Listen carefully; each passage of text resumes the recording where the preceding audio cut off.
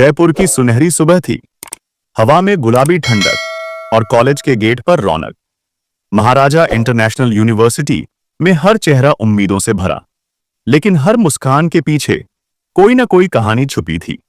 यहां हर दिन सपनों और हकीकत की टक्कर होती थी। कॉलेज की पहली सुबह। जयपुर के सबसे बड़े ज्वेलरी कारोबारी की बेटी।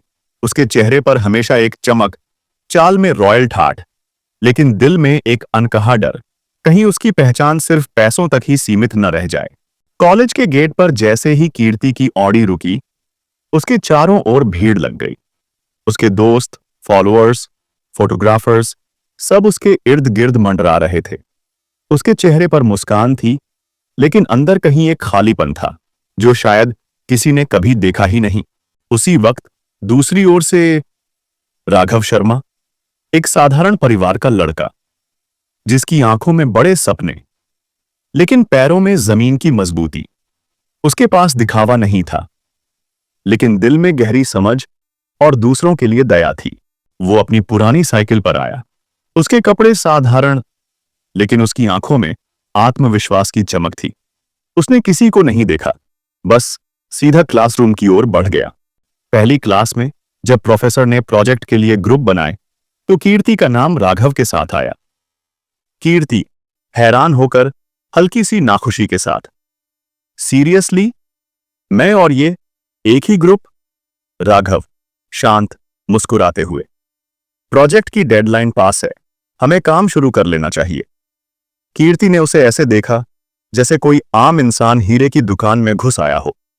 प्रोजेक्ट की मीटिंग्स में कीर्ति बार बार राघव की सादगी का मजाक उड़ाती। कीर्ति हंसते हुए, तुम्हारे पास लैपटॉप नहीं है, नोटबुक में लिखते हो, ये कौन सा जमाना है? राघव गहरी शांति से, कभी कभी सबसे जरूरी बातें कागज पर लिखी जाती हैं, स्क्रीन पर नहीं। कैंटीन में जब राघव दाल चावल खाता, कीर्ति पूछती, कभी पास्ता पिज्जा ट्राई किया है? राघव मुस्कुराकर, पेट भरने के लिए खाना खाता हूं, दिखावे के लिए नहीं। धीरे धीरे कीर्ति को लगने लगा कि राघव की बातें सीधी जरूर हैं, लेकिन उनमें गहराई है। वह जितना उसे नीचा दिखाने की कोशिश करती, उतना ही राघव की शांति और आत्मविश्वास उसे चौंकाता। कॉलेज का वार्षिक उत्सव फेस्ट की तैयारियों में कीर्ति फैशन शो की स्टार थी। उसके कपड़े, मेकअप, कैमरों के सामने उसकी मुस्कान, सब कुछ परफेक्ट, लेकिन कहीं ना कहीं वह खुद से सवाल करने लगी थी, क्या यही असली खुशी है? दूसरी तरफ राघव बुक स्टॉल और चैरिटी ड्राइव में व्यस्त था। वह बच्चों को पढ़ाता, किताबें बांटता और हर बच्चे की आंखों में उम्मीद जगाता। एक दिन कीर्ति ने उसे बच्चों के साथ हंसते खिलखिलाते देखा। पहली बार उसके दिल में सवाल उठा, इस लड़के के पास कुछ भी नहीं, फिर भी ये इतना खुश कैसे? फेस्ट के आखिरी दिन चैरिटी नीलामी में जब राघव ने अपनी स्कॉलरशिप और सेविंग्स डोनेट की, पूरा हॉल तालियों से गूंज उठा। राघव मंच पर भावुक होकर, ये पैसे मेरे लिए बहुत मायने रखते हैं, लेकिन अगर इससे किसी बच्चे की जिंदगी बदल सकती है, तो इससे बड़ी खुशी क्या हो सकती है? कीर्ति की आंखों में आंसू थे, गर्व के और खुद से शर्म के भी, कि उसने हमेशा औकात को पैसों से जोड़ा। बदलाव की शुरुआत। उस दिन के बाद कीर्ति ने खुद को बदलना शुरू किया। अब वह राघव के साथ बुक स्टॉल पर बैठती, गरीब बच्चों को पढ़ाती और समाज सेवा के कामों में हिस्सा लेती। उसके दोस्त हैरान थे, तुम बदल गई हो कीर्ति। कीर्ति मुस्कुराकर सच्चाई से, कभी कभी असली खुशी दूसरों की मदद करने में मिलती है, दिखावे में नहीं। अब उसके चेहरे पर नकली मुस्कान नहीं, सच्ची खुशी थी। राघव का सच। नेशनल डिबेट कंपटीशन में राघव की स्पीच, औकात की दीवारें हमने खुद बना ली हैं, कपड़ों, पैसों, नाम और पहचान की, लेकिन असली औकात इंसान की सोच, मेहनत और उसके दिल से बनती है।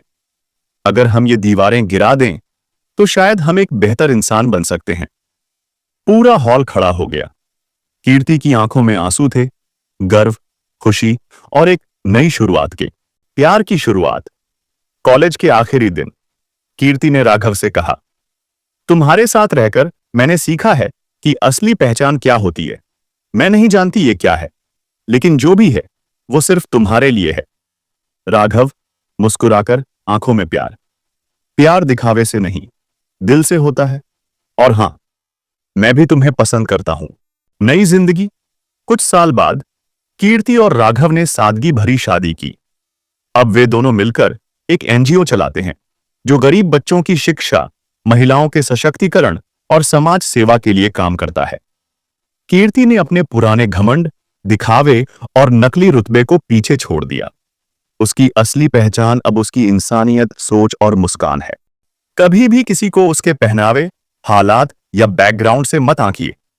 असली औकात इंसान की सोच, मेहनत और उसके दिल से बनती है, न कि पैसे, नाम या रुतबे से।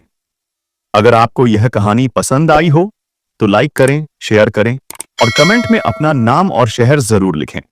क्या आपने भी कभी किसी को उसके हालात या पहनावे से जज किया है? अपनी राय जरूर साझा करें।